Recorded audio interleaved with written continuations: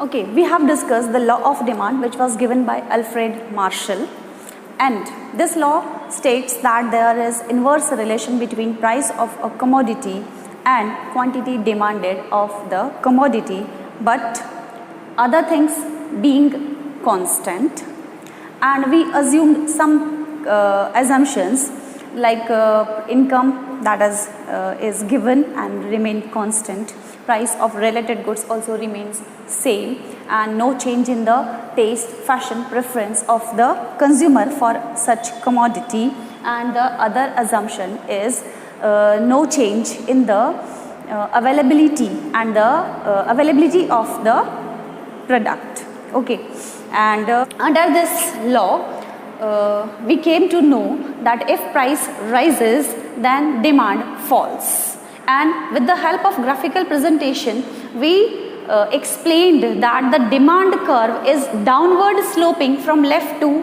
right. The demand curve is always downward sloping.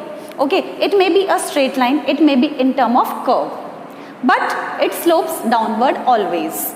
Some exceptions are there and we will discuss it later, but in general the demand curve is downward sloping. The question which arises here, that why does a demand curve slope downward? The demand curve slopes downward because of following reasons, and these reasons, among these reasons, the main point is the law of diminishing marginal utility. Diminishing marginal utility says, as consumption of a commodity increases, marginal utility of each successive unit goes down, okay, for a consumer.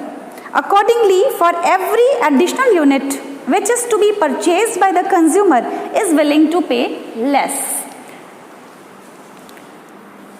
And we know that the price of a commodity is equals with marginal utility of a commodity in our demand concept. Okay, so we can understand that because of application of law of diminishing marginal utility, the demand curve slopes downward. Second point, income effect. What is income effect? Income effect means if price rises, अगर एक commodity का price rise होता है, तो in that condition his real income, not money income remains constant, but real income will fall. Income effect refers to real income or purchasing power of a consumer because of change in price. Okay, income, if the price of commodity increases, in that condition a consumer remains with less purchasing power. In case price increases or price rises, the consumer can purchase less units of the commodity. That's why we can say that the real income for the consumer is decreased.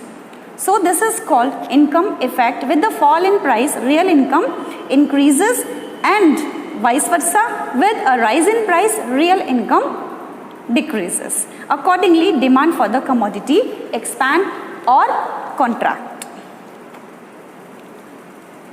Next is substitution effect. As the price of a commodity, if there is rise in the price of a commodity, in that condition the consumers will prefer to buy its other substitute. For example, if the price of a pen, like if the price of pilot pens is increases, in that condition students will use the substitute of this type of pen, like they may use Trimex. Okay, but there should be the availability of other substitute good. If price of tea rises, in that condition consumers will do not buy more units of tea. Instead of tea, they will purchase coffee. Okay, That's why the demand curve slopes downward.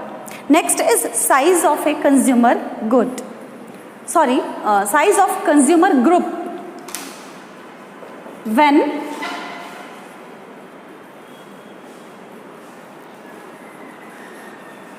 price of a commodity falls, it attracts.